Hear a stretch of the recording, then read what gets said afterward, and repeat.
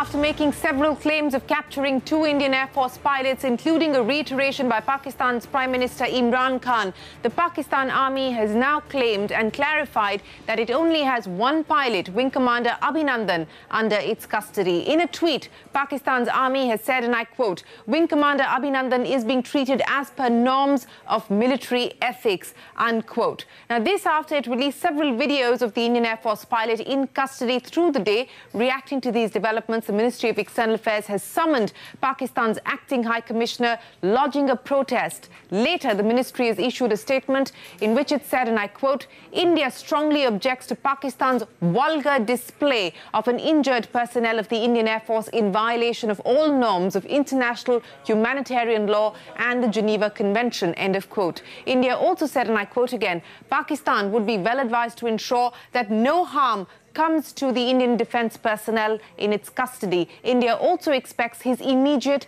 and safe return," end of quote. Earlier during the day, the Indian Air Force detected Pakistan's attempt to target Indian military installations and foiled those bids, according to the government. Now, the Ministry of External Affairs says that during the operations today, the Indian Air Force shot down one of Pakistan's fighter aircraft, but lost 1 MiG-21 Bison.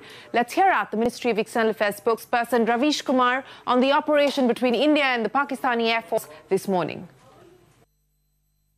The Pakistan Air Force was detected and the Indian Air Force responded instantly. In that aerial engagement, 1 Pakistan Air Force fighter aircraft was shot down by a MiG-21 Bison of the Indian Air Force.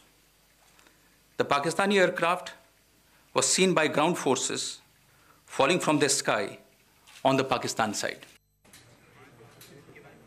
Well, that is the Ministry of External Affairs spokesperson Ravish Kumar. But now India, in its demarche orders, acknowledging the fact that Pakistan has the Indian Air Force Wing Commander Abhinandan in custody, saying that please make sure that he is treated with honour and dignity as per the Geneva Convention. Now, Parikshit Dutta joins us for more on the statement from the External Affairs Ministry. Parikshit, many thanks for joining us. The briefing today was very brief. The details given were very sketchy, but you've been able to piece together what transpired this morning in the operation between the Pakistani Air Force and the Indian Air Force. Also, if you can take us through the details of the demarche order issued by the Ministry of External Affairs and summoning Pakistan's High Commissioner here to India. Well, we're told by our sources in the government and in the Indian Air Force that it all began at around 10 or 10:10 a.m. this morning when F-16 fighters from Pakistan violated the Indian airspace. We don't know exactly where, but they did manage to enter Indian territory to some extent. They were immediately intercepted by Indian fighter jets, which were scrambled. They engaged all the Pakistani fighters immediately. There was a lock-on by one of our pilots with an F-16, and that F-16 was brought down by an R-73 missile. This is what we are given to believe by our sources. Our forces, the Indian forces, saw the Pakistani fighter jet coming down. There were 2 parachutes that were also seen. So India is saying that they have a good idea, a fair idea that the Pakistani jet fell in Pakistani territory. Unfortunately, we lost 1 aircraft in that operation. Wing Commander Abhinandan is the pilot who had who fell in Pakistani territory, and he was taken in Pakistani custody as well. There is also other unfortunate news which we must tell our viewers about. This is not connected to the IAF operation and the Indian Air Force and the Pakistani Air Force engagement this morning. This is the crash of the Mi-17 V5 helicopter. Sources telling us this took place at about 10:10 a.m., 10 minutes after takeoff near Budgam, Srinagar, and all 6 air warriors on board have died. That is indeed very, very tragic news. A court of inquiry has been ordered. The IAF nor the government telling us what was the reason for the crash. It is being attributed to technical reasons for the moment. There has been a very strong response from the Ministry of External Affairs. The acting High Commissioner of Pakistan to India, he was summoned to the Foreign Office, and there was a strong objection to the vulgar display of Wing Commander Abhinandan before the media, and how that entire questioning process was recorded on camera. This was against the Geneva Convention, and India immediately pressed for his release and said that he should be released at the earliest and he should be given the respect considering his rank, and he should be given the treatment befitting an officer. There has been a lot of concern shown by a number of foreign powers, all of them saying that there should be immediate de-escalation. We had Imran Khan saying that if war breaks out, it will not be in the control of either Narendra Modi or Imran Khan, and they must sit across the table and talk. We're yet to see a response from the Indian Prime Minister and the Indian government to that. Parikshit, very quickly, I just wanted to get what you're hearing on our engagement with Pakistan now that we have acknowledged the fact that Wing Commander Abhinandan is in Pak custody, which was a claim that Pakistan had made through day today. The Ministry of External Affairs opening a line of contact with Pakistan for his safe passage? That's right, and we must tell our viewers that it seems that the Indian government has identified the Ministry of External Affairs as the nodal body as far as sending out a message to Pakistan and the global community is concerned. And that's why we've been seeing top diplomats speaking every now and then. We are told that when the acting High Commissioner was called, he was given a dossier with details of Jaish-e-Mohammed group in Jammu and Kashmir, also their terror activities and training camps in Pakistan, Pakistan's complicity in this terror attack as well. And the acting High Commissioner was asked to convey to the Pakistani government that immediately all these terror groups must be acted against. As far as talks with Pakistan in the days to come, yes, we've opened a line as far as Wing Commander Abhinandan is concerned. We have told the Pakistani government that he should be safe, he should be returned immediately, and you cannot display him in front of cameras like this. This is in complete violation of the Geneva Convention. So we've owned up. We also sent out a message that we have only one pilot which is not accounted for. Only one pilot has gone missing, and that is Wing Commander Abhinandan. They are not two pilots. I think with that diplomatic offensive, India managed to put pressure on Pakistan to make that clarification that they have only one pilot in their custody and not two, as the Pakistani army and the government were claiming earlier. India is saying this is also a mind game, a psychological pressure that the Pakistani army and the Pakistani government were trying to create. Whether there are back-channel negotiations going on at the moment, it's quite possible. Whether there will be a dialogue opened with Imran Khan, it remains to be seen. Absolutely, Parikshit. Many thanks for joining us. In fact, just to take that point forward, remember, Pakistan Prime Minister Imran Khan had asked India for evidence for the Pulwama attack.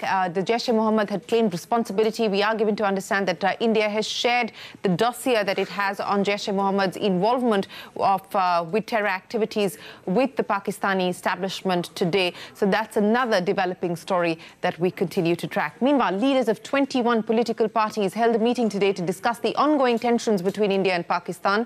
While the leaders lauded India's action of airstrikes on terror camps across the line of control, they did express regret that the Prime Minister has not convened an all-party meeting in the wake of escalating tensions on the border. The leaders unanimously condemned Pakistan Army's actions of targeting Indian military installations today and expressed concern over the safety of the missing pilot. Here's Congress President Rahul Gandhi taking the media through the statement issued by 21 opposition parties after the all-party meeting.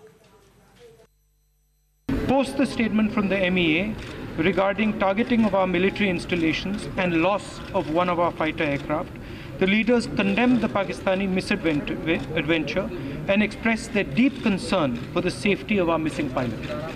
Leaders urged the government to take the nation into confidence on all measures to protect India's sovereignty, unity and integrity. The meeting of 21 parties expressed their deep anguish over the blatant politicization of the sacrifices made by our armed forces by leaders of the ruling party. National security must transcend narrow political considerations. The leaders observed that the Prime Minister has regrettably not convened an all-party meeting as per the established practice in our democracy. Opposition parties issuing a statement supporting the government in its action, but also cautioning them not to politicize matters. Time for a quick break, but when we return, reactions from former diplomats and defense experts on the Indian response post the airstrikes by Pakistan this morning.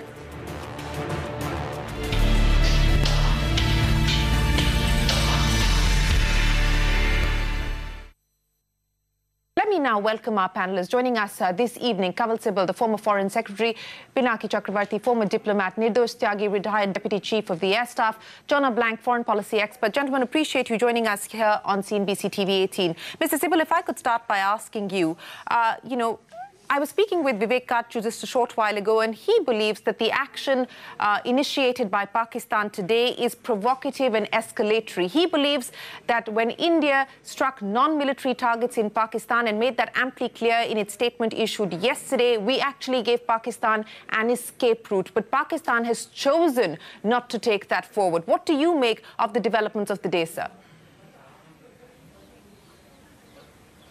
I think we should have expected Pakistan to react.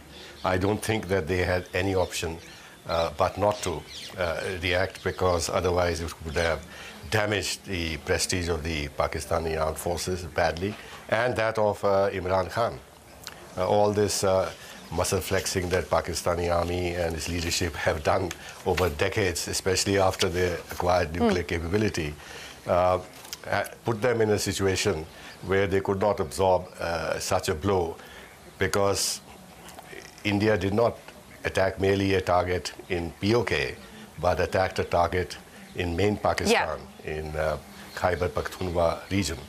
And to that extent, it was really a serious blow to Pakistan, because they did not see the attack coming, they did not prepare for it, they could not prevent it. Their anti-air defense system was either outflanked or jammed, was not operative. So therefore it exposes a lot of gaps in Pakistan's military defense apparatus. So they were bound to react one way or the other. And for us to have imagined that we have given them an escape route and they would behave sensibly and not up the ante, would have been, at one level, a sane approach on Pakistan's part that we were expecting.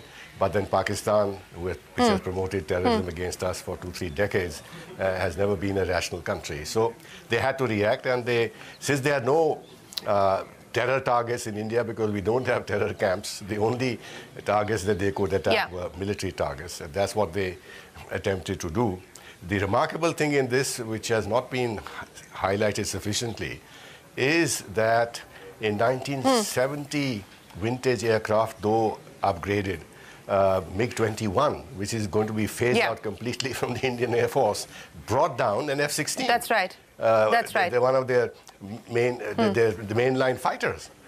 So this just goes to show how the powerful weaponry that is there in the Indian Air Force to take on even their high-value aircraft like the F-16s. We did not use our Sukhois or our Mirages or anything else in this operation. So Pakistan should learn a lesson that they're extremely vulnerable.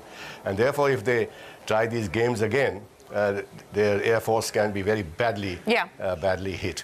Now, whether matters will stop here or whether the Pakistan would wish to escalate it further, my own feeling is that India at this point in time need not react further, because we have actually taught them a lesson. The fact that we have lost an aircraft and a pilot is very regrettable. But here, I think the point to make is that when our MiG-21 was shot, all these operations take place between 2-3 kilometers of the line of control. And the turning circle is about 7 kilometers. Right. So therefore, unfortunately, even in this operation, the MiG-21 was in Pakistani POK territory, and therefore he crashed there and was captured. Now Pakistan will use our pilot as a bargaining counter. What kind of bargain they would want to make? This dialogue the dialogue that Imran Khan is suggesting is utter nonsense, because the issue is not dialogue. The issue is Pakistan's credible, verifiable action against terrorists, and that's the reason why we went in and attacked Balakot. Therefore, if they want a dialogue with India, they cannot use the pilot as a bargaining counter. They have to show that they are going to act credibly on the issue of terrorism. And then, yes, we've always said that we can, our doors for a dialogue are open, provided Pakistan deals with this problem of terrorism. And everybody is telling them to do so. The United States is telling them. Even the Russia, India, China communique speaks very strongly about terrorism. The Gulf countries have condemned Pulwama in very strong terms. France has done it. The EU has done it. Australia has done it. So Pakistan is on a very weak wicket, and I hope they have good sense. And since this is not a war situation between India and Pakistan, they can't treat the pilot as a prisoner of war, and therefore they should return him to us. Okay, I'll get to that in just a second, but let me take the points that you raised across to Mr. Chakravarti. And Mr. Chakravarti, I want you to comment on the points being made there by Mr. Sibal that India need not react any further. What should the calibrated response be at this point in time? We have made our point very clearly by the attack on Balakot. They reacted, which they had to in some ways, because the macho image of the Pakistan army otherwise would have been severely dented. So they have done, and we thwarted that. So it's kind of, we can say we kind of even in the sense that, not really even, but at least something has happened from our side, something has happened from their side. And in any case, along the line of control, I think firing is going on. I think we are targeting each other's positions. So I think this is the situation at the moment. That's right. If we want to raise the ante, we can. We can certainly escalate if we wish to. But is this the time to escalate? And you were also hearing that Imran Khan is again asking for dialogue, etc. Now, I don't think dialogue is a possibility. At I think our response. My apologies for interrupting, sir. My apologies for interrupting, because yes, Imran Khan has said that we should sit across the table and try to resolve this via dialogue. And Mr. Sibal just pointed out that the offer for dialogue is utter rubbish until they do something credible when it comes to the terror camps operating out of Pakistan. But he also said something else. He said that if this were to escalate and spin out of control, it will no longer be in my hands or Prime Minister Modi's hands. What do you make of that statement for a Prime Minister of Pakistan to say if this escalates, it may not be in my hands? The consequences of that? Well, nothing is, in fact, the point of fact is nothing is in his hands. I mean, he's repeating the script that is provided to him by the Pakistan army. I think the whole world knows, even Pakistanis know that he is a puppet. And we all know that the army runs the show in Pakistan and not the civilian government. So that is a fact of life there, and we have to deal with it. But I was coming to the point about our response to Imran Khan, what it should be. I think we should say that, okay, you have said before that you want to go down the path of dialogue. You have again repeated it. We have to tell him that dialogue is possible in an atmosphere free of terrorism, which is our position. So you please give us proof first that you have taken care of all the terrorist organizations and you have rooted out terrorism from your soil and eliminated all the training grounds, etc., which is of course run with the connivance and help and full support of the army.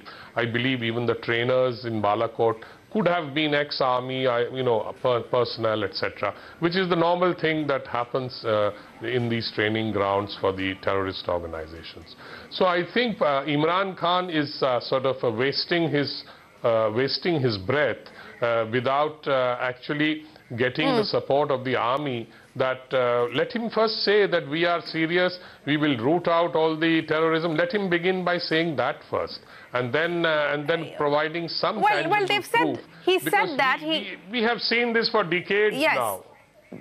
We have seen this for decades. Exactly. And that's I don't exactly think the point that I was trying to make. He said that a few days ago. He repeated there's no that. point accepting his that's right. word. He repeated that today as well. Absolutely, he repeated that as well today, saying, but as both Mr. Sibal as well as Mr. Chakrabarti are pointing out, there has been a big distinction between what Pakistan says and what it does. Action and intent have not been linked when it comes to their action against terror camps operating out of Pakistan. But let me go across to Air Marshal Nirdosh Tyagi. Sir, difficult days for the Indian Air Force on the back of what has happened today with the MiG-21 down and one pilot confirmed to be in custody of Pakistan. If you could take us through what you've heard my colleague Parikshit Luthra piece together in terms of how this operation was carried out. We are given to understand that there were 4 military installations that the Pakistan Air Force was targeting. This was foiled by the Indian Air Force, and to the point that Mr. Sibal made, that it was actually the MiG-21 that took down an F-16, and this is an aircraft that's on its way to being phased out later this year.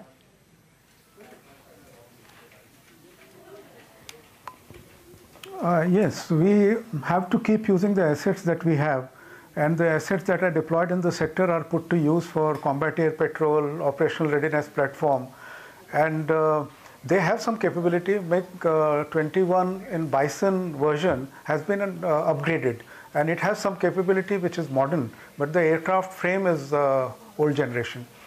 So that is there, and it's well known that the force drawdown and the vintage needs quick replacement, but unfortunately we are bogged down with the procedure and other obstacles which keep coming up every now and then. Well, that is right. Let me also go across to Jonah Blank now, author, journalist and foreign policy expert of the Indian subcontinent. Jonah, as Mr. Sibal was pointing out, that the condemnation of the world has been swift and strong against the Pulwama attack, and they have come out in support of India. But at this point in time, I think there is concern building. In fact, we've just seen Russia putting out a statement expressing serious concern about what they see as an aggravation along the line of control between India and Pakistan. Do you believe that there is enough focus of, for instance, the US on what is happening here between India and Pakistan? We have seen that statement from Secretary Pompeo, but are they more focused on what's happening between North Korea and the US with that summit currently? Yes, you're quite right. I think that the attention of the U.S. policymaking establishment is at least 90% focused on what is happening in Vietnam on the North Korea summit. I think that the U.S. establishment and Washington, D.C. policy hands are really underappreciating what is happening right now between India and Pakistan. However, I think that's not entirely a bad thing. India, I feel, has really taken matters into its own hands in a way that is likely to prove very effective. The raid on the camp in Balakot was a true surprise, not only to Pakistan, but even to many observers. And I'll place myself in this category, who didn't really think that India would cross the line of control that deeply into Pakistan proper. That was a very strong and, I think, effective message. I think that Pakistan learned it, and I certainly hope that Wing Commander Abhinandan is returned home safely very soon. But I think that regardless of what happens in the next few days, the Pakistani military establishment knows very well right now that India's capability is and will are far greater than it figured. You're absolutely right on that, and that's been a point that's been made by several people over the last 24 hours. Let me also bring in Wing Commander Abhishek Mattiman into the conversation. And sir, let's spend a little bit of time talking about the way forward to try and get Wing Commander Abhinandan back. If you could help put this in context of what we saw happen during the Kargil conflict. My colleague Parikshit Luthra was just reporting on how the Ministry of External Affairs may have already started conversation with the Pakistanis because we did see Syed Haider Shah being summoned here earlier today. See, before coming on to the answer to the question of bringing back Wing Commander Abhinandan back to our homeland, I would take you a little back to the last week. So, the last week was one of the days during the last week was the time when the UN Security Council issued a statement. If we had gone carefully through it, in the last paragraph was a line which said that the states affected by terrorism should make use of all available means to root out the cause. So, well, that was an indication from the international community for us to employ all possible means at our disposal. So now, gradually what the narrative has come to, in fact, yesterday pre-dawn hours, the airstrike carried out by the Indian Air Force was one of a kind and meticulously and very professionally executed. But however, what happened today seems to be an outcome of the lack of a strategic plan, of a comprehensive plan. We did that operation yesterday, but what next was the question. Now again, what we did in effect was sit back and wait for a reaction. That clearly indicates that what has happened today, what has happened to Wing Commander Abhinandan today is a result of non-implementation of any comprehensive strategic plan, if at all it existed. What we need to do is address the concerns. When the UN Security Council sends out a statement, then the world is waiting and watching. They expect you to take comprehensive action, solid action to root out the evil that actually harms the entire world. We are right next to it. We get attacked on our homeland regularly, and here we are taking the discourse again to the back old age, wherein Pakistan had been talking a lot and doing practically nothing. Why are we getting sold out on that account again? If we have the capability, and if this is the moment that the adversary is in pits economy-wise and even otherwise, the world opinion was with us.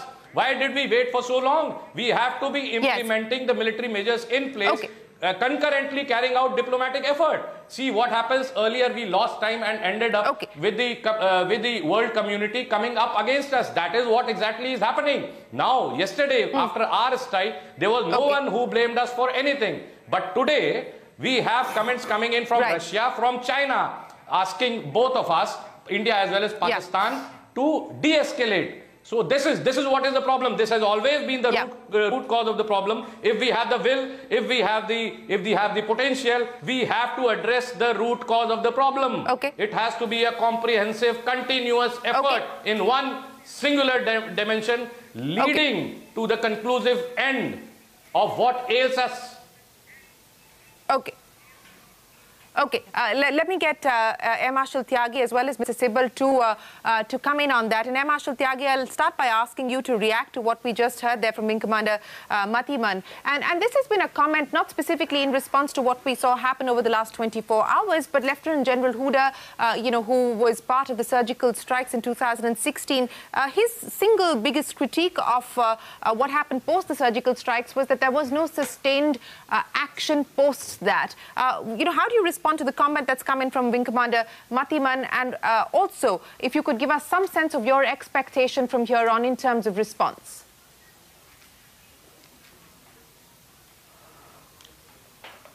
I think he's recommending escalation, and I'm recommending restraint.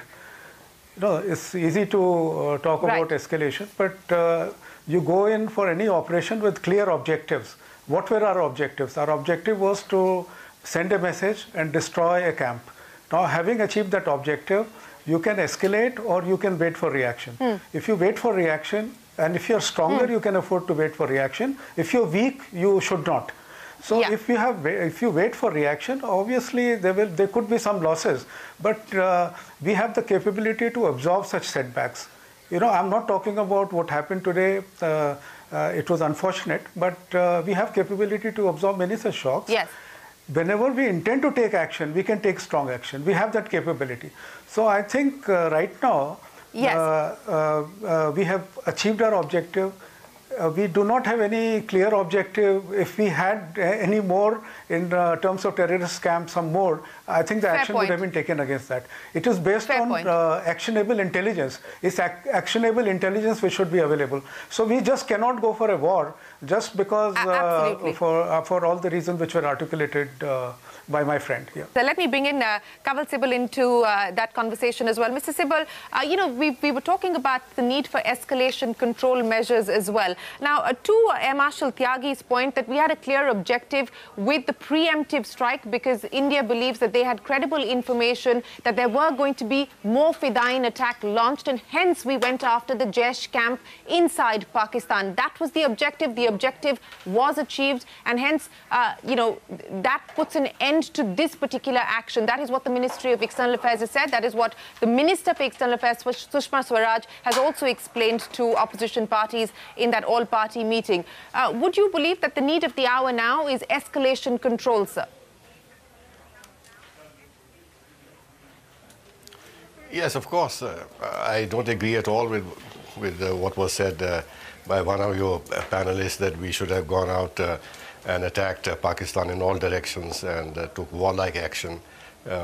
It is unrealistic to expect that with such kind of a comprehensive military attack against Pakistan and its installations, there would not be an actual war that would have been triggered between the two countries with all the consequences. And this argument that because we didn't escalate at that time further, now the international community or some voices are asking for restraint and dialogue and this and that.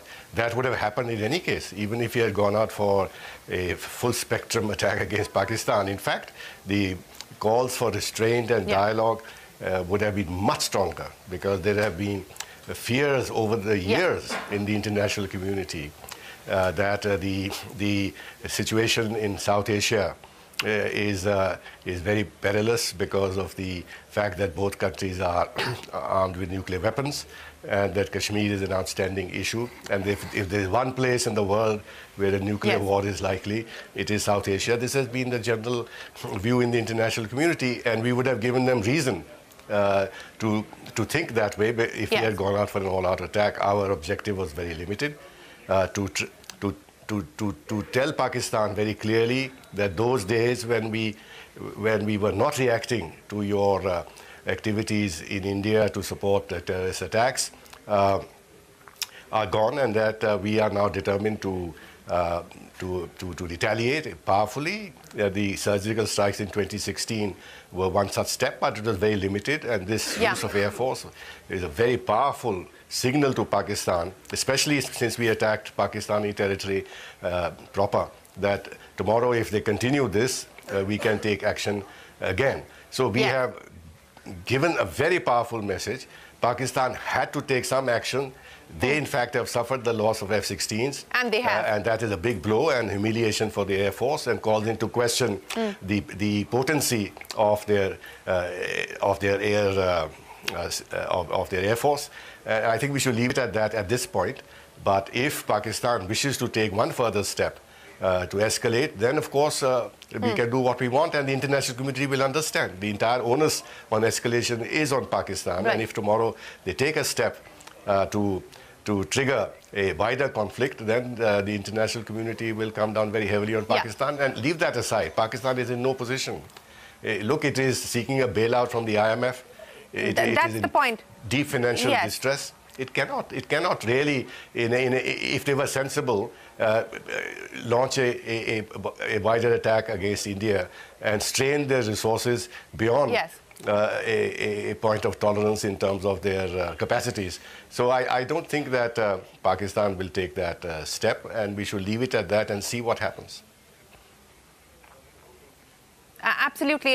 Mr. Chakrabarti, would you agree with that? That, you know, Pakistan, with what has happened this morning, has addressed its domestic constituency, the domestic compulsion of retaliating and responding to the strike that India had conducted yesterday. But it probably cannot afford to escalate matters any further. It is virtually on the precipice of a financial disaster, balance of payments crisis. It requires an IMF bailout. It's already on the grey list as far as the FATF is concerned. It probably does not want to be up for the blacklist when the review comes up. Given that context, do you believe that with this action and the comments that have come in from Pakistan's Prime Minister seeking dialogue, saying give peace a chance, that perhaps this is a sign that they will dial back a notch from here? Well, Pakistan had to save face, and so they had to take some action, which is what they tried to do. But having failed in that action, they will, of course, put a narrative on it that we have succeeded and we've downed one Indian aircraft and captured a pilot, etc. But I think if we go back to what they were trying to do, they were obviously trying to hit some military targets in Jammu and Kashmir across the line of control, which they didn't succeed, and so they had to go back. And I think they will put out a narrative is that we drop bombs here and there or wherever. I mean, they will probably put out that narrative. Yeah. And but I think that is for their domestic audience. And if that is to the extent they wish to go, then and then scale back and then now ask for, and Imran Khan is asking for dialogue. So I think the matter could rest there. Although I dare say that along the LOC on the ground itself, things will continue, and I think the tit-for-tat firing and etc. will continue for some more time. You're right, and we could possibly see proxy actors ratchet things up, at least as far as the valley is concerned. We've seen that happen in the past when there have been tensions along the line of control, and that is the expectation, and hence Homeland Security must be a priority. But Jonah Blank, let me go back to you. And you know, there has been little independent verification of the claims and the counter-claims either side are making. You know, there hasn't been an official casualty number that the Indian side has put out, but it has said that the strike yesterday caused significant damage and significant damage to large numbers. Pakistan has made all kinds of claims this morning on what it has been able to achieve with its strike on Indian installations. How are you reading the battle of narratives and the psyops, as well as the sort of conflict of information that's playing out as well? Psyops is exactly the right word. Something to bear in mind is that it's almost impossible to get real-time, actual, factual information about casualty count, let alone about specific individuals killed. Bomb damage assessment, or BDA, is something that every military tries to do after an airstrike, but often it's done by aircraft themselves. So the IAF is unable to do BDA after the Balakot attack. It's possible that there's some satellite imagery that could be useful, but any claims that anyone actually knows how many people were killed there must be treated with a great deal of suspicion. As for Pakistan's claims, we've got a very long history of frankly not particularly credible claims from Pakistan about both their own attacks and about India's attacks on its own territory. So we really do have a bit of a fog of war here. The big picture, however, is that India's attack on a site not near the line of control, but in KPK, in Khyber Pakhtunkhwa, really crossed a line that had never been crossed since 1971. And that, rather than any actual damage, is the real story here. And that story is not lost on the Pakistani military. They have traditionally been very overconfident, and I think that their overconfidence will be somewhat tempered. The overconfidence of the Pakistani establishment tempered because for the very first time since 1971, India crossed the line of control going into Pakistani territory to target the Jaish-e-Mohammed terror camp. Wing Commander Mathiman, you wanted to make a point, sir. This redrawing of boundaries, so to speak, India drawing the red line. What do you make of it? See, what I see is the discourse going down the old beaten path yet again. The first question that we need to ask ourselves is, what do we need? What are we actually looking at? Are we looking at a final end to the recurring problem, or really not? Have we already settled down with the mindset and made ourselves comfortable with the fact of losing around 20 uniformed personnel per month? In case we are really looking at a permanent solution to the problem, then we must understand first how Pakistan operates. The Pakistan, everybody on the panel will agree with me that Pakistan, all about Pakistan is controlled by their army. There is a myth of the Pakistan army that exists in their awam. If you ask a Pakistani citizen about the 1965 and 71 wars, which India in fact had comprehensively and got a decisive victory in, they know it the other way. Yes. Through false propaganda, what the Pakistani army has been able to do over the years is their citizens think that their army had actually won those wars.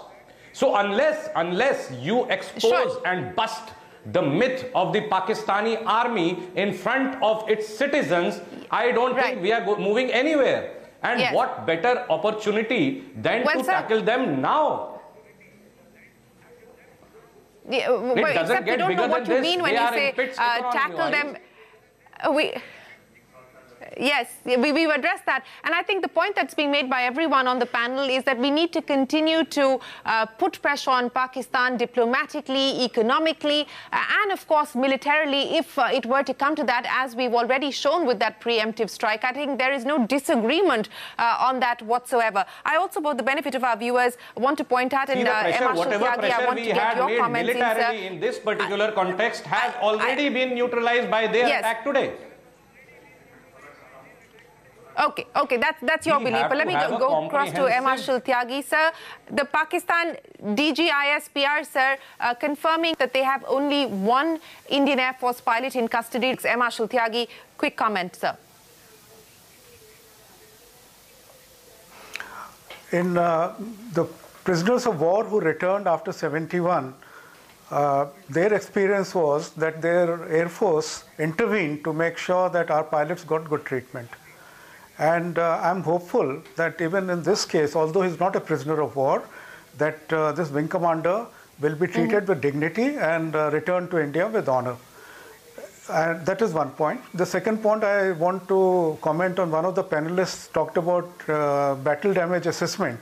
You know, when you overfly the target, your formation aircraft do battle damage assessment. But when you use standoff weapons at night, battle damage assessment is not possible by the same formation unless you carry specialized equipment. So it has to be done later by other means. And I'm sure those details would be available for to the government to see what damage was done. And all the our briefings are based on what is assessed. If you've seen that our briefings are precise and they don't have to be corrected later, unlike what is happening in Pakistan.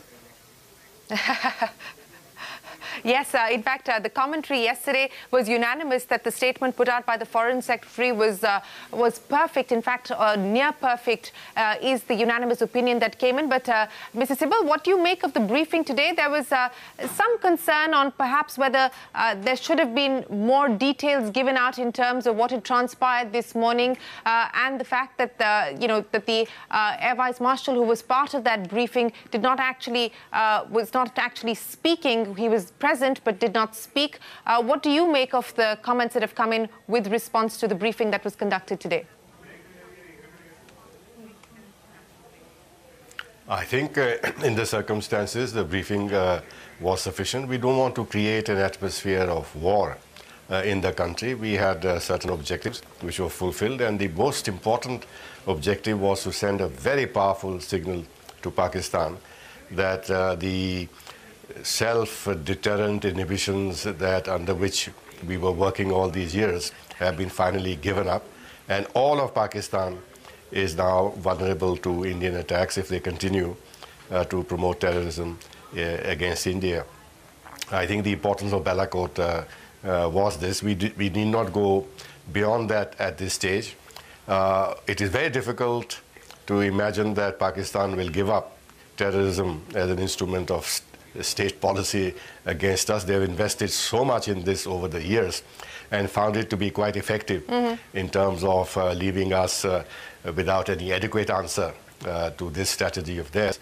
That will, and then of course these organizations have taken on a life of their own, and they have roots in the Pakistani society and in the armed forces and in the civilian establishment. So we should be prepared for more terror attacks here and there.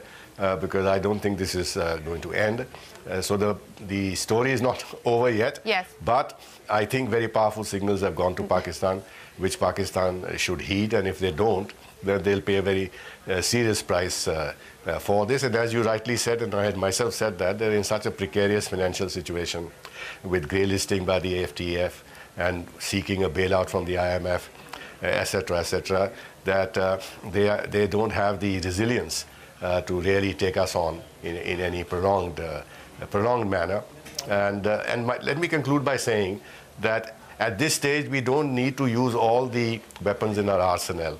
The final weapon that we have, to which they'll have no answer, is to abrogate the Indus Waters Treaty. It's a non-violent option, but it'll bring Pakistan down on its knees if we go down that road. And if they don't mend their ways on terrorism, in addition to military response, I think this would be a very powerful response. And already we have signaled that we are willing to go down that road. Yes, so the abrogation of the Indus Waters Treaty could be a weapon in India's arsenal. Mr. Chakrabarti, the Ministry of External Affairs issuing a statement, sir, Pakistan has been demarched on the act of aggression against India. The acting High Commissioner of Pakistan was summoned this afternoon by the MEA to lodge a strong protest at the unprovoked act of aggression. This is in contrast to India's non-military anti-terror preemptive strike. It was clearly conveyed that India reserves the right to take firm and decisive action to protect its national security, sovereignty and territorial integrity against any act of aggression or cross-border terrorism. India also strongly objected to Pakistan's vulgar display of an injured personnel of the Indian Air Force in violation of all norms of international humanitarian law and Geneva Convention. It was made clear that Pakistan would be well advised to ensure that no harm comes to the Indian defence personnel in its custody. India also expects his immediate and safe return. Mr. Chakrabarti, a quick comment from you on the statement that's just come in. Acting High Commissioner of Pakistan was called to the Foreign Office today to convey all this. I think he must have been told, apart from the protest, he must have also been told about our pilot in their custody. And I think sometime back the ISPR has reacted saying that we have this person in custody and he is being treated with according to military ethics. This is the kind of language they have used, military ethics. So I presume that indicates that they will be sticking to the Geneva Conventions, and without mentioning Geneva Convention. But I expect that the pilot will be held, I think, for some time, maybe used as a bargaining chip for something or the other. And we may also have our own bargaining chips. And as far as the diplomatic activity in the international arena is concerned, that has to be stepped up. And I think it would be interesting to see what happens at the OIC, because the EM is supposed to go there. So all these are sort of indicators that portend certain things that might happen. And I don't think Pakistan is in a position to really, escalate this beyond this point. That's right. In fact, you talked about the OIC, where India has been invited. The Pakistan foreign minister saying that they will stand down the invitation because of the presence of India's foreign minister Sushma Swaraj.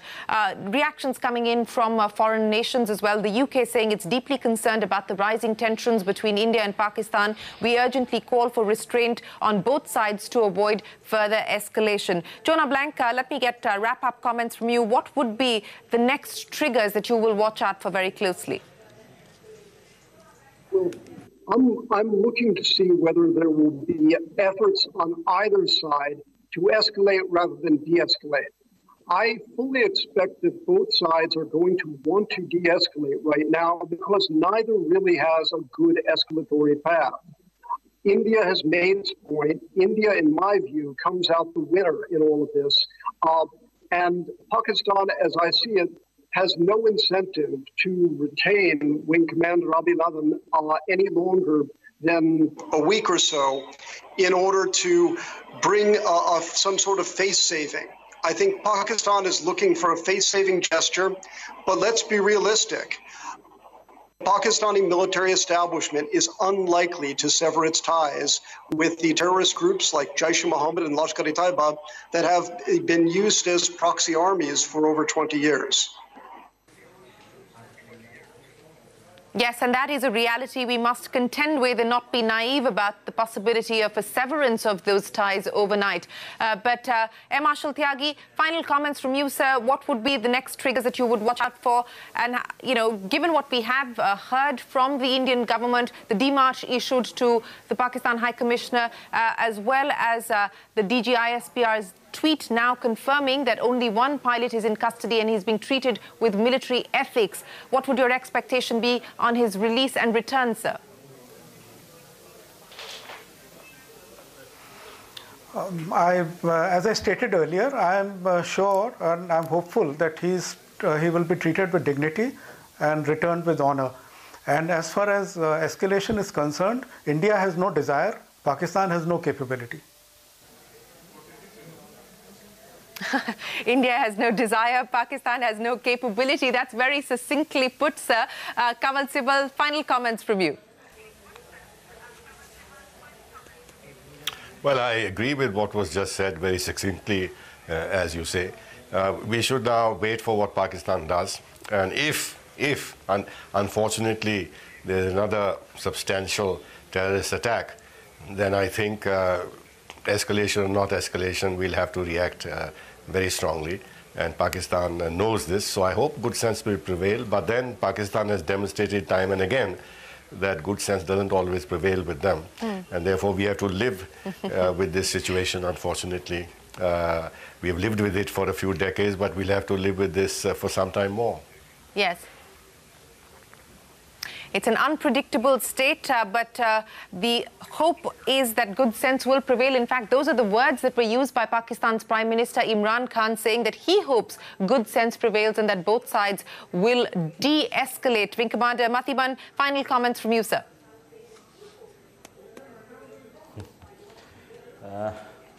Okay. To say the least, I am actually shocked at the sheer pessimism expressed by some of my honorable co-panelists. By their own admission, they first say that Pakistan is not to be believed or trusted and we should not be going by their words. In the same vein, they go on to the extent of saying that we should get used to and probably be prepared mentally to face small little terrorist acts here and there once in a while. I don't know which world are we living in. I don't think that's a fair statement, sir. If we have the wherewithal, we need to address the problem, face it. I would beg to differ, Wing Commander Mathiban. I don't think that has been at all the discourse here, at least as far as this panel is concerned. I think everyone has made it amply clear that India needs to be prepared to act in case there is further retaliation on the part of Pakistan. The point was made. No, the point that was made was that we had a clear objective with this preemptive strike that we undertook. We've achieved that objective, and now we need to monitor whether Pakistan comes good on its claim that it will eradicate terror. We don't want to believe or take them for their word, but we do need to watch for credible action while we step up the efforts diplomatically, economically, and otherwise as well. And the military option, as India has exercised yesterday, is an open option, sir. And they repeat that in the statement today, that we will be free to exercise that option should Pakistan try any further misadventures. I think that has been amply clear, and it's been made clear here on this panel as well. But there is need to exercise caution and restraint and put together calibrated response. And I would imagine that is what our panel here this evening is trying to focus on. But for this evening, Kaval Sibal, Mr. Pinak Chakravarti, Air Marshal Nirdyos Tyagi, Jonah Blank, Wing Commander Abhishek Mathiban, many thanks for joining us. We'll take a break. There's a lot more coming up. Don't go anywhere.